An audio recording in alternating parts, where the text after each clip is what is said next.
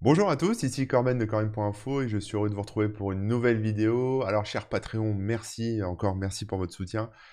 Écoutez, je suis plutôt content parce que ça se passe bien. Vous êtes de plus en plus nombreux à nous rejoindre, donc c'est cool. D'ailleurs, j'ai bossé pour vous ces dernières semaines puisque je me suis fait, enfin, j'ai plutôt bossé pour moi, on va dire, parce que je me suis fait un petit script pour automatiser pas mal de trucs, notamment au niveau de la gestion des newsletters que je vous envoie, parce que je vous envoie une newsletter chaque jour avec du contenu exclusif. Et donc, du coup, il fallait que je puisse un peu me faciliter la tâche et optimiser tout ça. Donc, j'ai fait un petit script en Python. Et là aussi, je viens de terminer un autre script pour la newsletter plus générale, hein, celle que j'envoie à tout le monde, afin que ça soit tout automatique, etc. Alors, le Python, vous connaissez, hein, c'est un langage de développement qui est assez simple à prendre en main. Mais moi, je suis pas développeur, c'est pas mon métier. Je m'y connais un petit peu parce que ça fait longtemps que je bidouille des scripts, que je bidouille des trucs, mais je suis pas un vrai développeur Python. Je sais pas faire des choses hyper complexes en Python, ni dans d'autres langages, etc. Mais j'ai quand même trouvé un truc que vous connaissez peut-être hein, si vous faites du dev, qui va vous intéresser. Alors, je vais vous emmener voir ça tout de suite. C'est l'objet de ma vidéo en fait. Je voudrais vous montrer un peu comment l'intelligence artificielle peut vous aider. Alors je dis l'intelligence artificielle, le deep learning, peut vous aider à coder des choses, même si vous êtes un mauvais codeur, un codeur débutant ou un codeur expérimenté, peu importe. Alors je vous montre, je vous partage mon écran. Je vais vous parler en fait de deux outils. Le premier, c'est GitHub Copilot. Alors, GitHub Copilot, c'est assez connu, hein. Donc, GitHub, ça appartient maintenant à Microsoft. C'est un dépôt de code, etc. Et ils utilisent un service de OpenAI qui leur permet d'auto-compléter votre code, hein. C'est ce qu'ils appellent de autocomplete, donc c'est-à-dire de faire de la complétion de code. euh, Automatiquement en fonction de ce que vous voulez. Et c'est assez magique en fait. J'ai été assez bluffé. Alors, GitHub Copilot est accessible pour les gens qui sont inscrits alors en bêta, donc il faut attendre un petit peu, etc. Il faut s'inscrire et il faut demander, voilà, faut demander à avoir accès. Ça peut prendre plusieurs semaines, plusieurs mois. Donc moi, ça fait un petit moment que je suis inscrit. Et c'est assez, ouais, c'est assez bluffant parce qu'en fait, vous demandez en fait à Copilot ce que vous voulez faire comme fonction, comme conversion de mesures, ou ce que vous voulez. Enfin, vous lui dites ce que vous voulez, et il va générer du code dans le langage que vous voulez. Alors ça, j'aimerais vous montrer un peu comment ça fonctionne. Et puis, l'autre truc aussi, c'est iDocWriter pour JavaScript, TypeScript, Python et PHP, qui en fait, lui, c'est un peu la même idée, sauf que vous surlignez une fonction que vous avez écrite et il vous génère de la doc. Donc en fait, il fait des commentaires sur vos fonctions, etc. Alors, donc je vais vous montrer un peu comment tout ça fonctionne, comment ça s'installe. Alors déjà, il vous faut Visual Studio Code. Alors Visual Studio Code, moi je l'ai, il est ici, voilà. Donc c'est cet outil-là hein, qui permet de faire du code. Je vous mettrai les liens aussi sous la vidéo, hein, mais quand on va sur les dépôts, alors pour Google Copilot, il faut vous sign up. Donc une fois que vous êtes sign up, vous aurez à un moment un email qui vous dit que vous avez un accès, etc., c'est lié avec votre compte GitHub. Donc là, moi, le mien est déjà activé sur mon compte. Donc ça, c'est plutôt cool. Et il y a un lien ici qui s'appelle alors, GitHub Copilot Docs. Donc ça, c'est la documentation. C'est pas ça que je voulais. C'était plutôt, voilà, ici, Visual Studio Code. Alors, Copilot peut s'installer, ils le disent, hein, sur Visual Studio Code, JetBrains, NeoVim. JetBrains, c'est l'éditeur de PyCharm. Donc, si vous faites du Python, PyCharm, ça devrait marcher aussi. Enfin, ça marche. J'ai testé. Je dis ça devrait, mais je suis sûr que ça fonctionne parce que j'ai testé. Donc, vous pouvez aussi le déployer sur PyCharm pour ceux qui font du Python. Évidemment, si vous faites pas de Python, vous faites d'autres langages comme du JavaScript, du PHP, etc., ça marchera aussi, hein. Ça s'adapte au langage. Donc je ne sais pas combien de langages il prend en compte, hein. Je ne sais pas si ça prend en compte du Go, d'autres langages un peu plus confidentiels, j'en sais rien. Mais en tout cas, voilà, en tout cas c'est super. Enfin, ça marche très bien. Alors moi, je vais vous faire des exemples sur Python, donc vous verrez bien ça. Alors là, on va aller voir le site. Donc vous pouvez trouver ça sur la marketplace de Visual Studio, hein. Sur la marketplace de Visual Studio, vous avez GitHub Copilot. Vous avez juste à cliquer sur le bouton Install et il va se déployer. Alors après, voilà, choisir votre application, Google Code, Visual Studio Code, pardon, et il va se déployer comme ça dans Visual Studio. Ensuite, il faut linker le compte Visual Studio Code, enfin le compte GitHub avec Copilot. Donc tout ça dans Visual Studio, donc c'est très guidé, hein, vous n'aurez pas de soucis. Ça se voit pas ici, mais je vais réduire un peu la fenêtre. Copilot, il est ici en fait, voilà. Donc vous pouvez le désactiver ici, l'activer si vous devez l'associer avec GitHub, etc. Ça se passe ici en fait, en bas. C'est assez discret, donc c'est pour ça que je vous le montre. Voilà, et voilà. On va commencer par ça. Je vais vous faire une petite démo. Alors, je vais créer un nouveau fichier que je vais appeler Dico. Hop, je vais le sauvegarder d'abord. Alors, je vais faire un dictionnaire, hein, vous allez voir, c'est assez simple. Dico.py. Alors, un dictionnaire, c'est quoi? C'est en gros, je vais, par exemple, je vais mettre, je vais prendre le nom des personnes et je vais leur associer des numéros de téléphone, par exemple. C'est juste un exemple, hein, comme ça. Donc, on va créer, on va d'abord définir un dictionnaire. Donc, pour ça, je vais pas coder la fonction directement. J'aimerais bien zoomer un petit peu d'ailleurs pour que vous puissiez voir un peu mieux. Bon, ça devrait être quand même visible, hein, parce que je suis assez gros déjà sur les caractères. Donc, avant de coder quoi que ce soit, je vais faire un dièse et je vais lui dire, en anglais, hein, bien sûr, il faut écrire en anglais, create dictionary. Alors, vous voyez, il m'auto-complète déjà des choses. Alors là, il me propose des choses. Donc là, il me dit avec des mots d'un fichier. Non, non, c'est pas ça que je veux. Je vais lui dire avec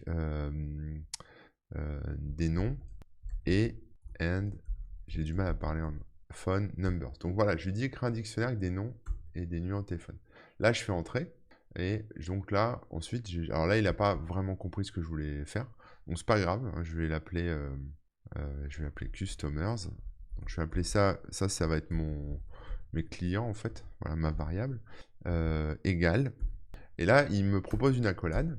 Et là, il me propose des numéros de téléphone. 06 78 90 12 34. Je crois pas que ce soit mon numéro, j'espère pas. 06 70 90 12 35. Bon voilà, il me génère des numéros. Là, bon là, il auto-complète automatiquement. Donc je peux en faire un petit paquet. Je vais changer les noms, ça sera plus sympa quand même. Et je vais fermer la petite accolade à la fin. Alors, bon là, j'espère que c'est pas mon numéro, je vais quand même vérifier. J'ai un doute, je connais pas mon numéro de téléphone, je vais quand même vérifier, ça serait un scandale que ce truc autocomplète avec mon numéro. Non mais alors vous rigolez, mais en fait, j'ai fait des tests par exemple pour récupérer des clés en Bitcoin, etc. Et il m'auto-complétait avec des vraies clés privées de comptes de wallet Bitcoin. Donc j'avais accès alors c'est des comptes qui sont déjà, on va dire, connus depuis longtemps. Donc c'est des trucs sur lesquels il y a encore de l'argent qui arrive, mais que des bots pillent non-stop. Mais disons que je soupçonne un peu Copilot de quand même parfois laisser fuiter des secrets, ou en tout cas voilà, des choses qui sont quand même publiques, hein, parce que ça utilise que des choses qui sont dans GitHub, donc c'est que des contenus connus, quoi, qui sont publics, mais il y a quand même dans ce contenu public parfois des choses qui sont perso et ça peut se retrouver là-dedans. Alors je vous rassure, c'est pas mon numéro, je sais pas qui est ce numéro, mais bon, c'est pas grave. Donc je vais mettre, voilà, hop, on va mettre des noms à la con. Donc ça, c'est mon dictionnaire de données. Alors, vous voyez, moi, j'ai jamais fait de dictionnaire de ma vie, hein, je sais pas comment on fait, quoi. Donc là, lui, il me propose déjà direct la bonne structure. Alors, je dis pas que tout est magique, hein. Parfois, il va vous proposer des mauvaises structures, notamment quand vous importez des SDK, ce genre de choses. Il peut ne pas comprendre comment fonctionne le SDK. Donc là, il faut l'aider, il faut se référer à la doc, ça n'empêche pas quand même de coder un petit peu, quoi. Mais bon, peu importe. Donc là, voilà, là, j'ai mes customers, ok. Et donc, maintenant, je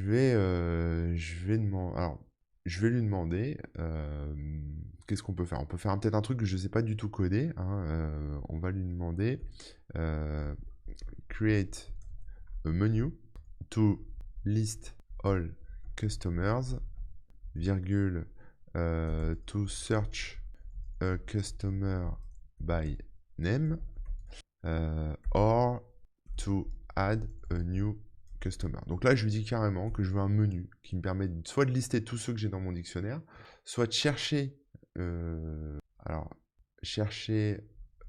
phone number, en fait, phone number by name. Voilà, chercher un numéro de téléphone par son nom. Donc si je tape par exemple Corben, il va me renvoyer le numéro de téléphone qui est associé. Ou ajouter un nouveau customer. On va voir ce qu'il va me faire. Donc là, il me propose de créer un menu, OK, et il me fait un menu. Voilà, il me fait un menu automatiquement. C'est magique, hein, je vous ai dit, c'est un truc de dingue, hein. Donc il fait, voilà, lister tous les clients, chercher un numéro de téléphone et ajouter un numéro de téléphone. Alors moi, je ne sais pas coder ce menu.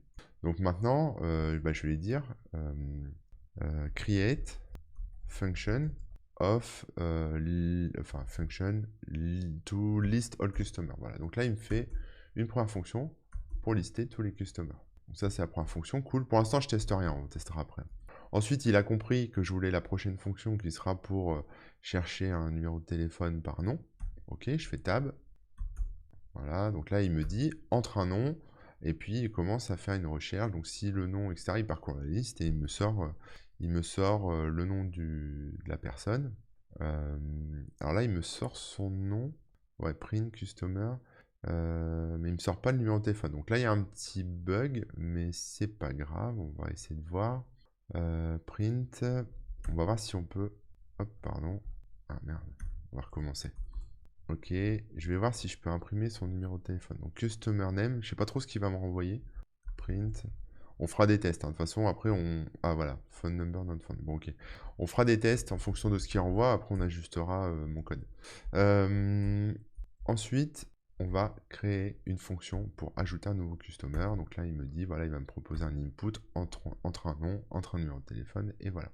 Ok, donc maintenant, on va refaire le menu. On va refaire le menu parce que je ne suis pas super content. Donc, on va refaire le menu ici. Et on va dire create a menu to call the functions. Voilà, pour appeler toutes les fonctions. Donc, il me refait un menu. Et là, voilà, il me demande mon choix. Return choice. OK. Donc là, je peux essayer de le lancer, mais à mon avis, ça ne va rien donner là. Voilà, ça donne rien. Donc là, on va dire display de menu. Ça va pas. Donc, j'essaye de le faire au maximum. Donc là, il me dit, il me propose automatiquement de créer une boucle pour appeler les fonctions. Donc, choice, voilà, tant que le choice est différent de 4. Donc là, en fait, voilà, mon choix 4, c'est quitter le menu, hein. Et pof, il m'a généré automatiquement tous les appels de fonctions. Donc, tant que mon choix n'est pas 4, il m'affiche le menu.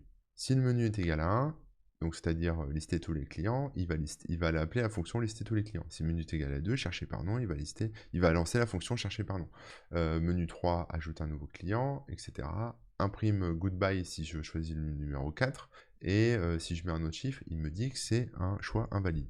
Voilà, donc là, j'ai quand même quelque chose de pas trop dégueu. J'ai rien codé, hein. Vous avez vu, j'ai absolument rien codé. J'ai fait que modifier, je me suis adapté. Donc là, voilà, là je lance et il me propose. Alors je vais réduire un petit peu la fenêtre pour que vous voyez mieux. Parce que je vais y arriver. Voilà. Donc là, voilà, là il me lance. Donc j'ai lancé le script, il m'a lancé un menu. Et donc je vais dire bah, liste tous les clients. Donc là, il me liste tous mes clients. Ensuite, je vais lui dire cherche par nom. Donc je vais taper par exemple Pedro. J'ai mis un client qui s'appelle Pedro. Et voilà. Et donc il me sort le numéro de téléphone de Pedro. Ça fonctionne. Je vais ajouter un nouveau client, je vais l'appeler, je sais pas, Chaton, et son numéro de téléphone, je vais mettre que des zéros, ça ira très bien, voilà. Et maintenant, je vais relister tous les clients. Et là, vous voyez, Chaton a été rajouté dans le script, enfin, a été rajouté dans le dictionnaire. Donc maintenant, bah, si je fais une recherche et que je veux je veux trouver le numéro de téléphone de Chaton, bah, il me renvoie bien tous les zéros. Et à chaque fois, il me raffiche le menu. Et si je mets un autre chiffre, il me dit invalid choice. C'est bien ce qui était prévu. Et si je fais quitte, voilà, goodbye. Voilà, on a terminé. Voilà, en fait, c'était vraiment pour vous montrer, hein, vous avez vu, je suis pas un grand codeur, une fois encore, c'est pas mon truc. C'est des trucs, moi je connais pas bien Python, j'ai des bouquins en Python, j'ai déjà fait un peu de Python, mais c'est pas... Comme je pratique pas tous les jours, j'ai pas les réflexes, etc. Faire tout ça, ça m'aurait pris un petit peu de temps, parce que le temps de tâtonner un peu, de me souvenir de comment faire, etc. Là, bon, je suis sur du classique, mais je peux vous dire, pour avoir utilisé, pour par exemple faire des appels à WordPress, des choses un peu plus compliquées, de l'envoi de newsletter, etc., bah, ça fonctionne bien, ça comprend bien ce qu'on veut faire. C'est assez impressionnant. Donc voilà. Maintenant, je vais vous montrer... Donc ça, c'était pour Copilot. Franchement, inscrivez-vous, installez-le. Ça va vous changer la life. Je l'ai montré en live sur Twitch, tout le monde était bluffé. Ceux qui ont déjà vu qui me suivent sur Twitch, bah, vous avez déjà vu tout ça, parce que je vous ai déjà fait des démos. Si bah, vous n'avez pas vu Twitch, bah là je pense que ça devrait quand même vous bluffer pas mal. Alors je vais vider la console. Maintenant ce qu'on va faire, c'est que je vais effacer les commentaires là que j'ai mis. Alors voilà, admettons que j'ai codé tout ça moi-même. Moi, c'est pour une démo. Ou alors que vous récupériez le code. Vous récupériez ce code là sur GitHub et vous ne comprenez rien parce que vous ne savez pas trop ce que font toutes les fonctions. Voilà, c'est un peu nouveau, vous ne savez pas trop, ou alors la flemme, il faut commenter tout ce code et vous n'avez pas eu le temps de le faire, etc. Eh bien, c'est simple, vous sélectionnez une partie de votre code. Vous avez installé AI Generate Docs, hein, je ne vous ai pas montré, mais en fait, voilà, je vais vous montrer. Si vous allez pareil sur la marketplace, AI Doc Writer, on clique sur le bouton install, ça va s'ajouter dans Visual Studio et ça va ajouter cette petite icône ici, là, AI Doc Writer, et on a un bouton Generate Doc. On peut aussi faire, bon, moi je suis sous Mac, donc c'est commande point.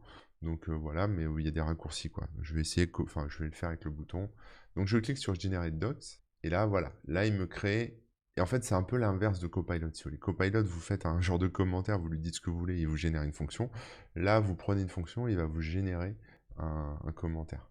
Donc par exemple, celle-là, bah, je ne sais pas trop ce que ça fait, donc je vais cliquer sur Generate Docs. Et là, bah, là, il me fait un commentaire ici. Tiens, et voilà, il me fait un commentaire en mode fonction. Donc là, il me dit affiche tous les clients qui sont dans le dictionnaire. Là, il m'a mis créer un dictionnaire pour les numéros de téléphone. Ok. Donc là, voilà, pareil, je refais Generate Docs. Donc ça, c'est une recherche par nom qui me dit, voilà, cherche un client par nom et affiche toutes ces informations de contact. Il comprend, c'est-à-dire c'est formidable ce truc, c'est que ça comprend. À aucun moment je parle de contact par exemple, mais il sait que les numéros de téléphone c'est des informations pour contacter les gens. Donc il sait ce qu'il faut faire, quoi. Il comprend les choses. Même chose ici, rebelote, j'appuie, voilà, ajouter un nouveau customer au dictionnaire. Et ensuite, bah, je vais prendre alors là, je peux tout prendre. On va voir ce que ça donne. Alors, je prends la fonction plus le code du script. On va voir ce qu'il va me dire. Voilà, affiche un menu des choix et voilà, il renvoie la liste des clients, ok. Bon, il m'a pas commenté ça, maintenant je vais commenter ça, on va voir ce que ça donne. Voilà, et là il dit le code, voilà, le code ci-dessus est un menu simple qui permet à l'utilisateur de lister tous les clients, machin, etc. Ok, donc là, il a pas compris, je pense qu'il m'a commenté ce qu'il y avait juste au-dessus. Voilà, et là par contre, voilà, là, bah, je sais pas, il insère le commentaire là-dedans, donc il me détaille un peu tout ce qui se passe dans cette fonction, etc. Donc évidemment, après, tout est sujet à modification, hein, mais voilà, c'était pour vous faire une démo. Alors moi, je trouve ça vachement intéressant, notamment pour les gens comme moi qui ne sont pas experts dans des langages. En tout cas, c'est un bon assistant. Ça peut vous permettre de faire pas mal de trucs. Parfois, il y a des choses que je ne savais pas faire, que je lui ai demandé de faire.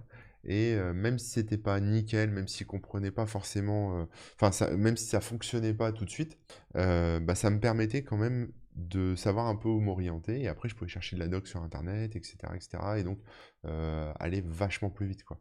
Et c'est vrai que quand vous avez des trucs un peu relous, comme bah, par exemple de la création de dates, ce genre de choses, bah, c'est quand même super pratique. Par exemple, si je lui dis put, attends, hop, je vais mettre get today's date, voilà. Donc là, voilà, il m'importe automatiquement ce qu'il faut. Et là, je vais faire today égale, voilà, là, il me récupère la date. Donc maintenant, si je veux imprimer la date, enfin imprimer, afficher la date ici, je vais lancer, ça va m'afficher une date time, vous voyez, avec bah, juste la date. Mais moi, je voudrais changer le format, parce que là, c'est 2022-01-28. Moi, je voudrais que le format bah, soit 28 janvier 2022. Donc, je voudrais lui dire, par exemple, change format of date. Il comprend, hein. Il sait là où est-ce qu'on en est. Donc là, il commence à m'afficher la date au bon format, comme je voulais, 28 janvier 2022, puisqu'on a le pattern ici. Voilà. Là, je vais lui dire display the name of the day, of the week. Non, alors pas of the week, mais de la date. Bon, c'est pareil, mais...